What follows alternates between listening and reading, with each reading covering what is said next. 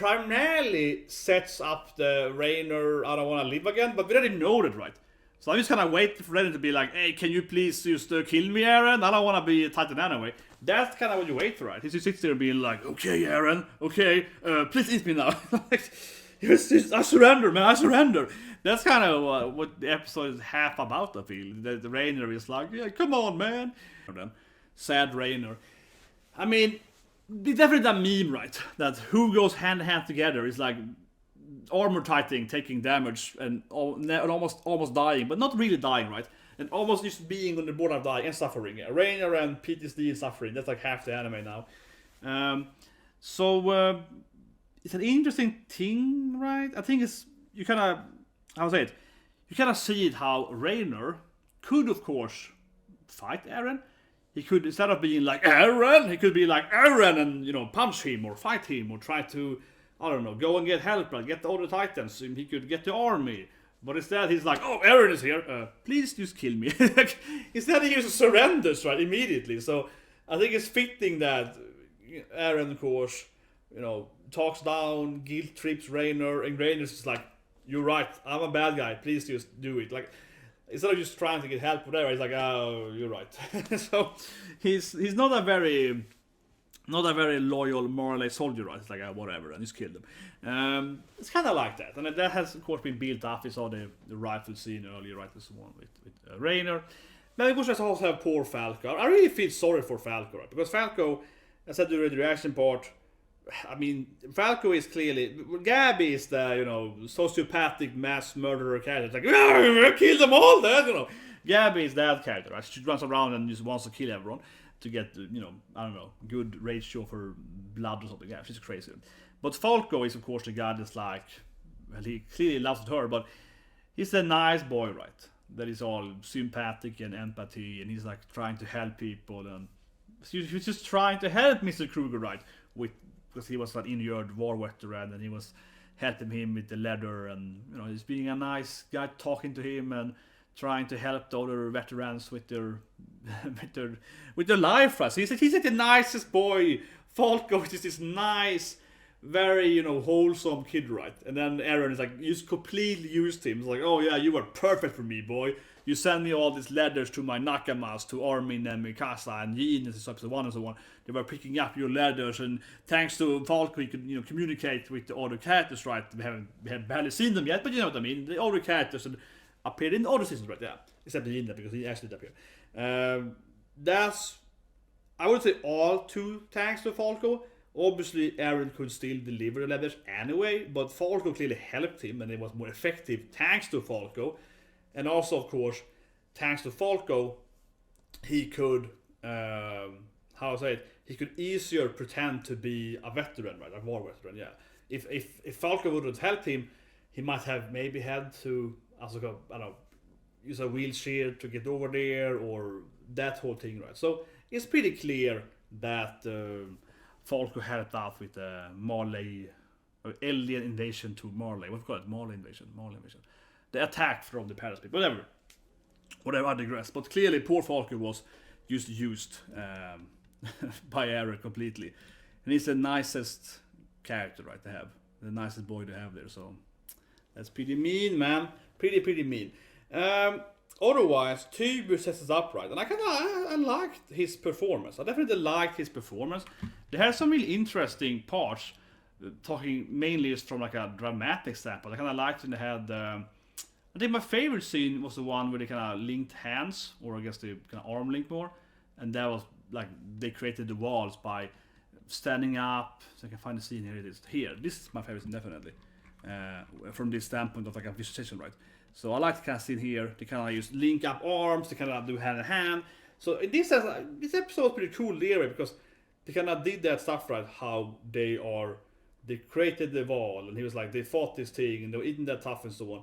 But as always though, right, when they do this thing and they can attack them, it's always, for me at least, and I think this is almost a little bit a critique, I think, to the story too, because like, man, how many times have we not heard now a different historical reasoning of why stuff is happening in this anime, right? Because there's so often that, well, here's the Ymir backstory, she did this thing with the apple and so on, and then it's like, no, she actually did this thing, and then it's like, no, the real truth is in this book, right?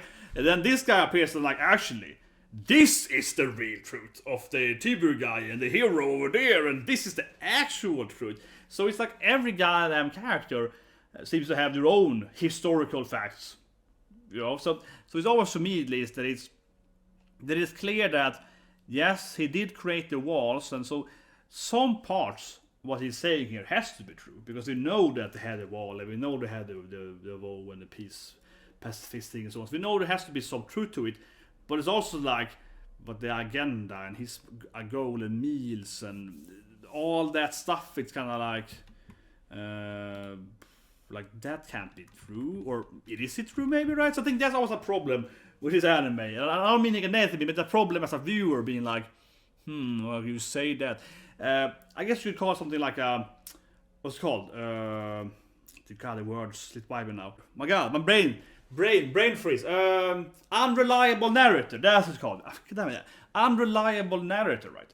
It's quite the unreliable narrator, because every time someone tells us this is a true history of Attack on Titan, that person doesn't actually know the truth, right? So it's always like an unreliable narrator, because no one actually knows what happened, basically. So it's always like that. They're not telling you what they think is true. They might be lying, but they might also just be incorrect. So, but it's always an unreliable narrative. That it is.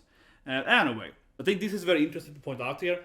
When I watched the episode, I was like, man, there's a lot of this. They're really more specified on their clothing. So I can list up my screen here, I guess. You can see it more here, right? Because they clearly have the toga, right? Oh, they have the toga, right? So they have, I think this is interesting, because they, here in the episode, they're much more specified with the Titan backstory and the Ymir backstory a bit there, how they're kind of going back to the Roman history, right? So this is thing there with the first Fritz and the Ymirs and the marleys and all this stuff, right? Going back to that historical Roman aspect. I mean, clearly Attack on Titan is taking place basically in like Europe, right? This is like Germany. Paradise is basically like UK, right? Because like an island, close to Germany or something like that.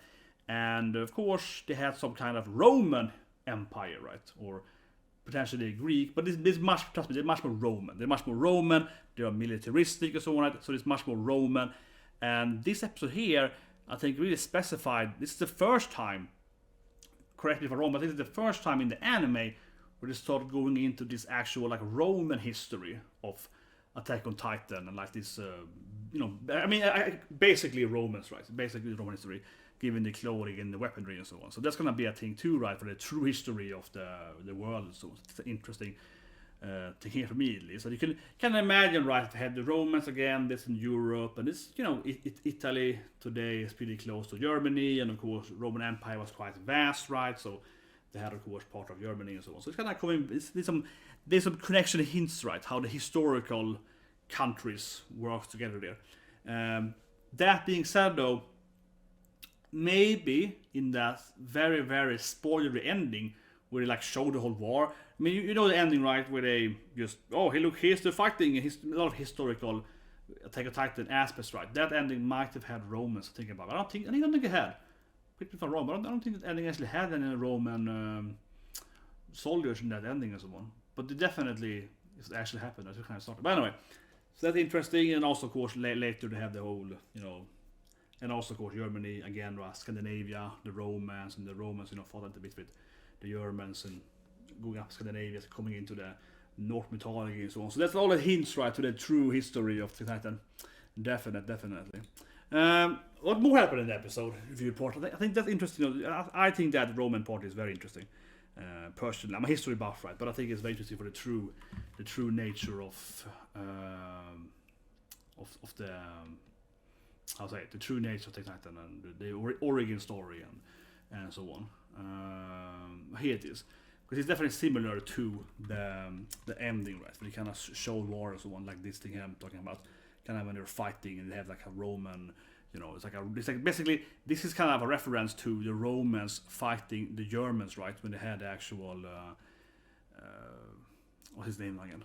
Whatever, Germanicus and so on during should be around 500, 4th, 5th century and so on. It's kind of like a reference to that. And then of course Fritz in the background and so on, like the first king there. But anyway, so lastly, I think I want to say it again here in the report. The peak trap scene. I just wanna. I mean, I love seeing Peak's screaming face there, but I wanna say it again here. It reminds me of if you've seen something like The Collector, this horror movie and so on. It's a bit like, no one's time for that. There's a little thing there. How I wonder how Eren. I mean, the plan is that they put Peak in this well, right, this silo or whatever, this hole, and then she can't transform because it's too narrow, the walls. But I'm always like, I had to say it here when I watched it. I'm like, man, how did they build that stuff? Like, how did Eren infiltrate? And I mean, we know Gene is the tube. How did Eren and Gene and some other characters? How did they infiltrate the Marleys and build these things? So the only thing that makes any sense is that his father and so on were in the Restoration Eldian forces, right? The rebels. That they would have built this Marley trap inside the Marley kingdom. That's the only thing that makes any sense. Like, from a plot standpoint, that I guess his parents or whatever or someone else built that well way before they got there. Then they somehow found that because they're not working together with the Restoration Force. So I don't know how they found that, but this is like a really little thing. How did they make this stuff? And for that matter, Peak is like, we can't transform here because we're like in a dungeon. We're inside, a basement, so we can't transform. But then it ends with Eren transforming and just like blasting the building anyway from his basement. So apparently they can transform in the basement. It's a little bit, I guess you could argue that, Best Girl Peak is like, if I transform, I might kill someone, in the ceiling, right? Someone over me might die, right, in the building. And Eren is like, I don't care. I guess that's how you could see it, right? Eren transforms basically in the same place as she is, but he just kills everyone. Because he's a bad guy now, kind of. So, I guess, he's like, whatever, wartime, so he kills them. That makes sense, I suppose, right? That he's just like, I don't care. When Peak is trying to protect the Marleys, which you could argue is... yeah, but like, she's like, I don't want to transform because I will kill innocent civilians, right? And Eren's like, I don't care, I will kill them all. Something like that. But anyway, that's the exciting, guys. Review part. I think it's a great episode. Clearly setting up the next episode. And I felt that when I was watching it, I was like, man, the last minute he's gonna transform, and it's all red, and it's gonna end with the transformation, right? It's gonna end with that. It was kind of they're definitely cliffhanging the actual fight here, and the preview course looks like they're actually gonna have the Titans and so on, right? Anyway, so you guys, next we're actually gonna watch a new Isekai, right, coming out today, and we're also gonna watch, of course, Non Biaro, which is gonna be the absolute polar anime to this thing. It's like a friendly, wholesome anime. People are having a picnic and they're like, oh, it's nice weather today. So it's gonna be a nice juxtapositioning for this anime. But anyway, so you guys can have a great day.